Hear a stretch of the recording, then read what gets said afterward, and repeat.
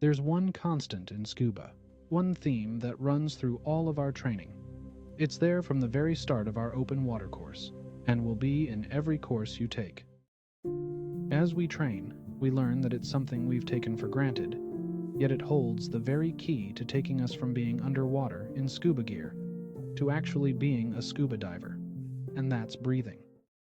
When we dive, in the end, it's our breath that determines if we are positively, neutrally, or negatively buoyant. Our gear helps us get close, but it's your control over your lungs or your breathing that will set you apart. The sooner you learn to focus on this, the better you'll be. But what does this have to do with a devotional? Genesis 2:7 tells us, "When God created us, we were nothing more than skin and bone formed from the dust of the earth." That is, until God breathed the breath of life into us. The Hebrew word for spirit, breath, and wind come from the same root word. The breath of God gave our bodies physical life.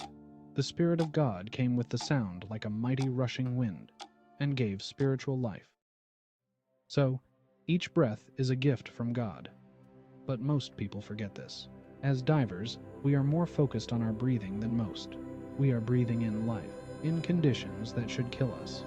We have to remember God doesn't do random. What we do in scuba is the power of superheroes to 99% of mankind. Take it a step further. What divers do underwater would be envied by those who didn't make it on board Noah's Ark, and by the Egyptians who didn't completely cross the Red Sea. The first true scuba diver was Jonah. His self-contained underwater breathing apparatus was a fish sent by God, and his dive lasted 3 days.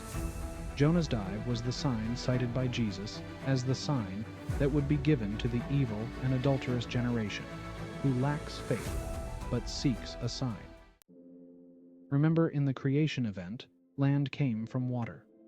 We are reminded of this in 2 Peter 3:5-6. Again, God doesn't do random. God brought the land from the water, and when we failed to follow God, He put it back to its original state. We call that the flood. Likewise, when Jesus returns, we are told in 2 Thessalonians chapter 2, verse 8, Revelation chapter 2, verse 16, and Isaiah chapter 11, verse 4, that Jesus will fight against those who are against Him with the breath of His mouth. So, we physically came to life by the breath of Jesus. We were spiritually brought back to life by accepting Jesus and getting His Spirit, and those who refuse Jesus will be destroyed by His breath. But as followers of Jesus, we know He is the living water we dive in. Jesus told us that if we speak in faith, we can move mountains. That's some technical breathing that's beyond me. Instead, how about we start by trying to stop judging each other? Because that's Jesus' job. We focus on keeping ourselves where we need to be, using breath control under the water. When we speak, why don't we focus on the art of breath control on land by speaking life? Thank you for listening. For full messages, please visit us at the Canton Covenant Group channel. God bless and dive safe.